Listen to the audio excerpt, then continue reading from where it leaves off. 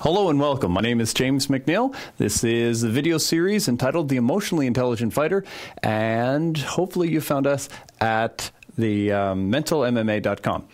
This particular video is entitled Predator or Prey, and you may have heard of terms around who's the leader in this fight, who's dictating the pace, who's dictating whether it's on the feet or whether it's on the ground, who's dictating, who's leading. And so please do understand that there will be a power struggle in all fights. Well, even in every conversation, in every group get-together, there is always someone who's taking the lead, and sometimes there's battles for leadership. So in all contexts of human interactions, it's true. In MMA, of course it's true that someone will be taking the lead, and sometimes it's hard to know who's taking the lead. Sometimes a person who appears to be holding back is actually luring the other person in. They're actually leading in a very passive way. So predator or prey, let's understand this a little bit more.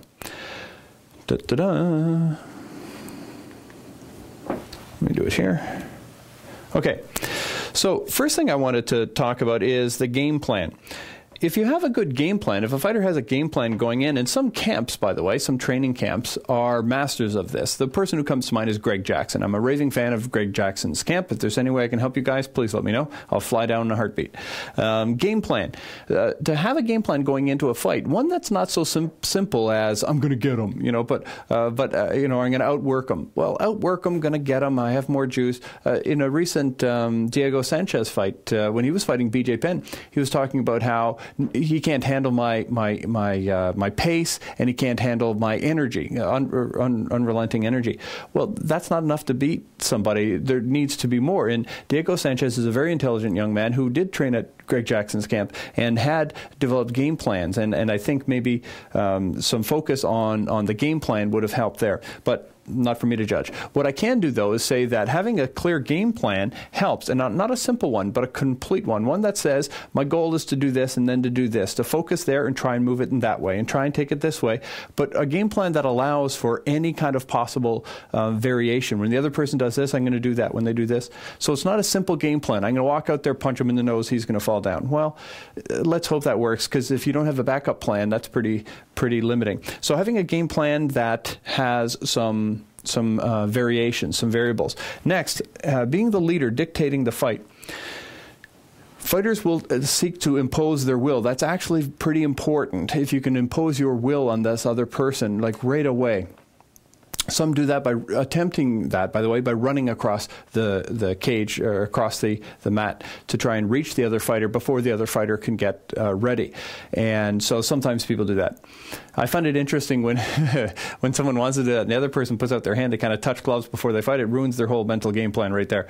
So be mindful that there's more than one way to take that leadership role, to begin to dictate the fight. But it is important that that is established. Notice, if you're a gambler, who tends to dictate and who tends to take a lead and how they tend to do that. And then think about how that initiating of leadership relates to their competitor and how they do it. Because it is one of the key elements. Who dictates the fight? And sometimes that leadership role, the dictating the fight, shifts back and forth, of course. Normally that happens when let's say fighter A has a game plan and fighter B does something completely unexpected. It's fighting someone who you know is a ground game specialist, a Brazilian Jiu-Jitsu specialist. They are not a striker, they are this. And then all of a sudden they come out striking, and it just startles the other fighter. So person A has a plan, person B does something unexpected. Okay.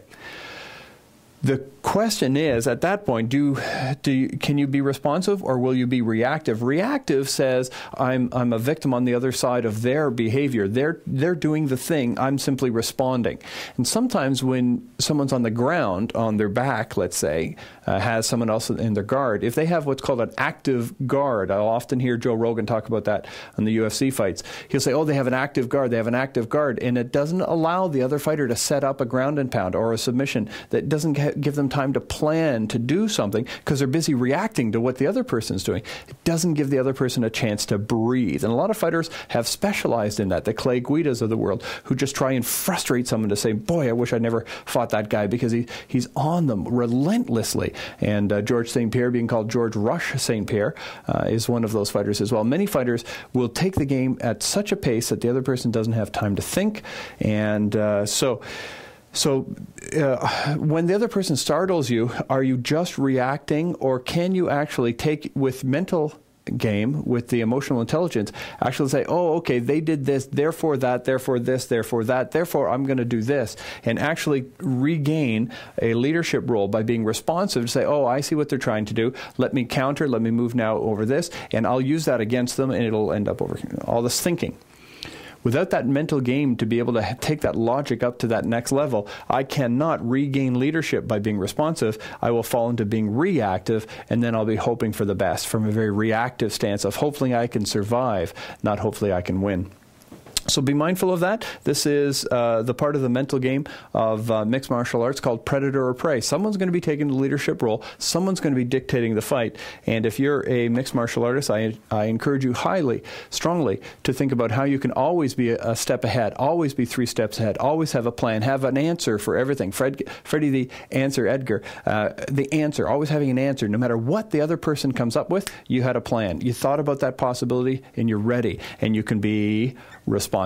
So thinking ahead is a major part of what makes a mixed martial artist successful, and I hope again that helps. This is mentalmma.com, your information source for the mental game of mixed martial arts. Thank you so much.